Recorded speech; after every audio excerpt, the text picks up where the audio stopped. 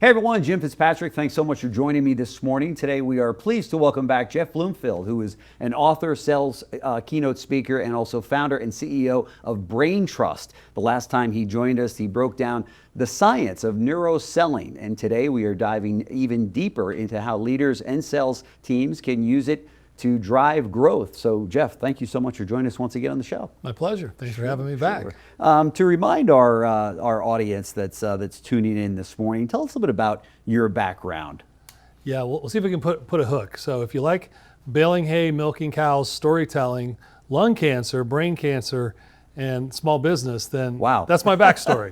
So I grew up on a farm in Ohio. My okay. papa was really my guy. He was an amazing storyteller. So hence the baling hay and the milking cows. And he was a great communicator, great storyteller, just an 8th grade education. But for those of you who know, a small business, a farm is a small business. So I learned a lot about running a business growing up with him. And then the lung cancer came in, which is actually what took his life. And I was, I was really at a crossroads when he passed because he was my guy. That led me into going on to college. I ended up in biotech. I got to commercialize a drug for lung cancer. Wow. And then that's pretty cool. It was pretty cool. Divine intervention, a little bit of all these things kind of coming together. And then it ended up, I was helping lead a team to launch our brain cancer indication for a drug. And that's when the light bulb started popping for me that we were able to actually look at the brain at a deeper level. We could map it to determine how it processed information, what was happening in just general conversations. And I started to recognize the patterns that many communicators who are really successful were doing intuitively well, but not always intentionally well, so therefore not consistently well. And so I decided, well, I'm just going to leave industry and start a company where we actually work with PhD researchers around the brain, but specifically to help leaders lead better, coach better, and then sellers communicate with customers better. So that's the birth of Brain Trust. That's fantastic. You've been doing it about 14 years? Yeah, just about 14 years. That is fantastic. And of course, that's Brain Trust, right? That's right. That's fantastic. So let's dive a little bit deeper. Last time that you were in, as I mentioned, you kind of touched on these particular topics, but so let's drill down a little bit. Let's talk about what you want leaders to know about this. Well, here's what I tell leaders, and it doesn't matter whether you're in the auto industry, running a small business, leading a professional sports team. It doesn't matter what the sphere is. Under pressure, the way the body works, under pressure, you don't rise to the level of your potential. You fall to the level of your habits. And so I ask a lot of leaders, what are your habits? And I don't just mean, you get up and work out in the morning, you eat healthy. Those are great. What I ask them is what are your leadership communication habits? In times of stress, because we get leaky in these moments because we don't really quite understand from an emotional standpoint what's happening. So we're more reactive than we are really good. Yep, all of us, right? All of us, so it's a really good principle for leaders to understand what's happening inside their brain. I tell folks the most important story you're going to hear all day is the one you're telling yourself. Yeah, that's right. And we have that little devil and little angel storytellers, right? From the time you get up in the morning, right? That's right. And it's so difficult sometimes to beat that devil down and it is. Come out. My wife and I've got this routine every morning. We say, give me 5 things that you're most grateful for, to try to get us back on track in a positive way, right? Well, and you say that, and there's a science behind that.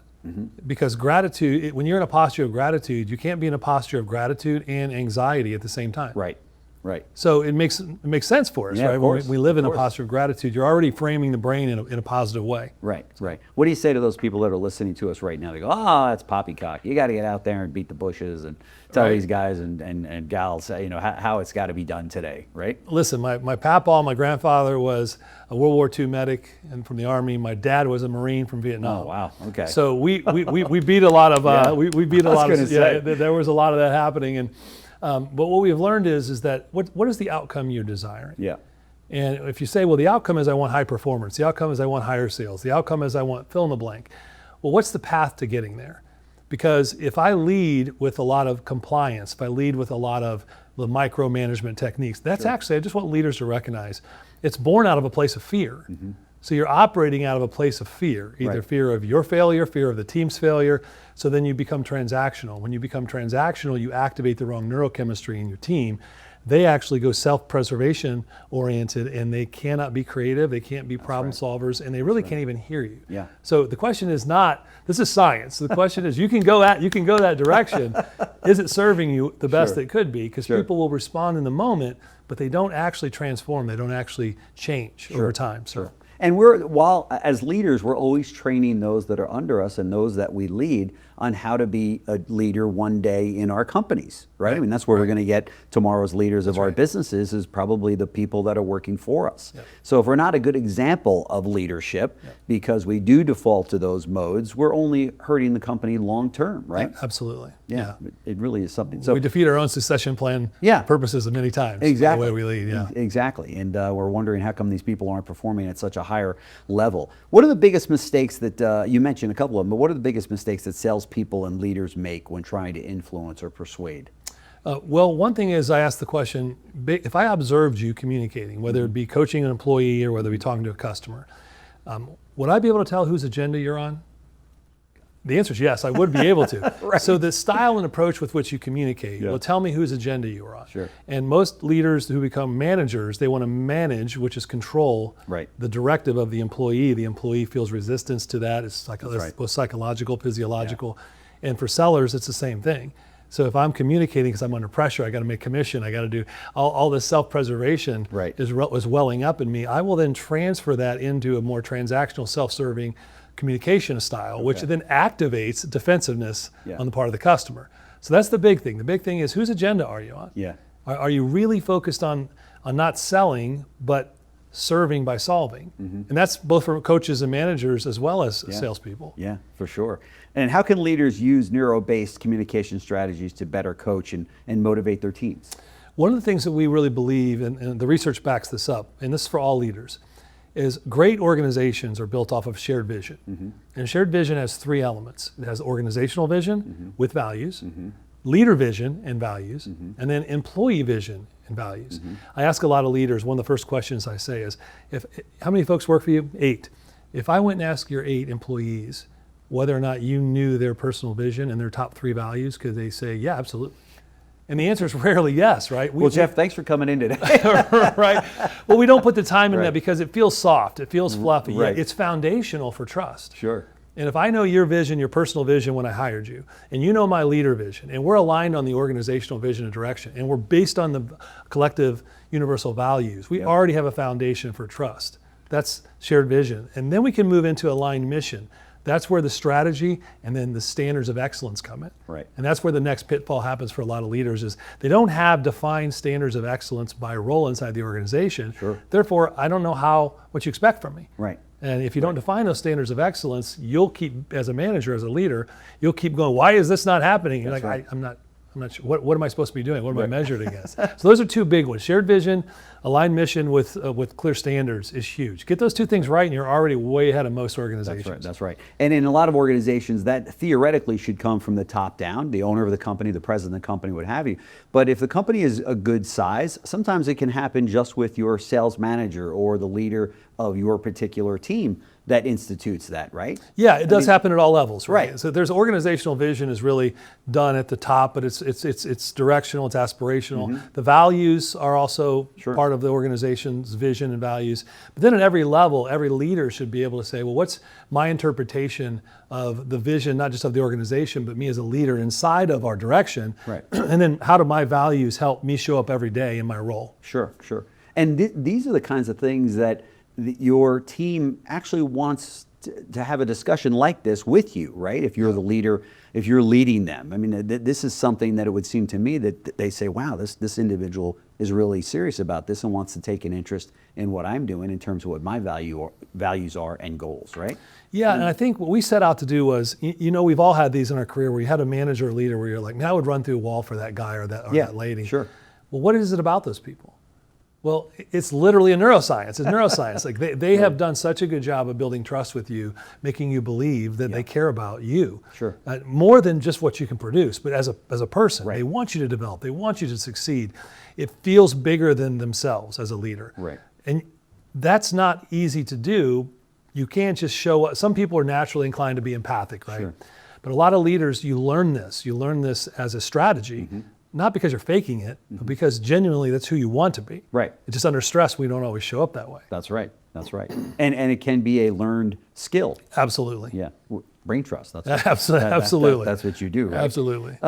Where does technology and AI fit into the future of neuro selling? I mean, we hear so much about AI, right? Yeah. I mean, I think one day we might just be two holograms sitting here with AI. I'll have to come in studio anymore. I could just pipe it in. Can it help or hurt the authentic connections out there? Both. Okay. Both. And let me be specific what I mean. Earlier I said under pressure you don't rise to the level of your potential, Sure. you fall to the level of your habits. Right. Habits are only formed through repetition. Okay. And repetition of doing the right behaviors. Yeah. So one of the things we've recognized, especially in sales and a little bit more in coaching as well, is how do you give sellers more shots on goal with the right behaviors through repetition? AI. So AI platforms today are tremendous. We've built one where sellers can go in and practice all day if they want against a real customer avatar. And then you can actually pipe in real recorded calls if you want to give them like game film. So instead of taking 1, 3, 6 months for a seller to get up to plane and actually productive, Sure. you can do it in a matter of weeks. Okay. That's where AI is amazing because it's helping with repetition. Of course. Now the counter to that coin, like the other side of that coin is you're losing that human connection if you don't have that interaction with actual humans while you're doing this. Sure. And so same with coaching. I can go practice coaching scenarios with an AI all day long. Right. And it feels safer to me. Sure. But then at some point, I actually have to have that conversation with a human. Yeah, you do. So Right. it's that balance between just don't lose the connection because emotional contagion is real. Right. We're meant to be together as humans. It's how we're designed. The energy we get is not possible with an AI. So use the AI for habits, for efficiencies. Okay. But then go and lock in. Use what you learn to become a better communicator Sure. in your real life with real people. Sure, sure. There's so many companies out there that will, in order to grow their business, they'll say, hey, obviously, go to the sales team and say, we need 10% more, or they'll take a tremendous amount of dollars and throw them at advertising to get more people in. Few companies will take the time to say, let's delve into something like a neuroscience for the leaders and the teams that we have, right? Tell us a little bit about that. And then also share with us what Brain Trust brings and what you guys do for companies. Yeah, I think the big thing is what are you doing to invest in your people, period? And everyone has their own philosophy. They have their own, here's the budget that we put towards that. Sure.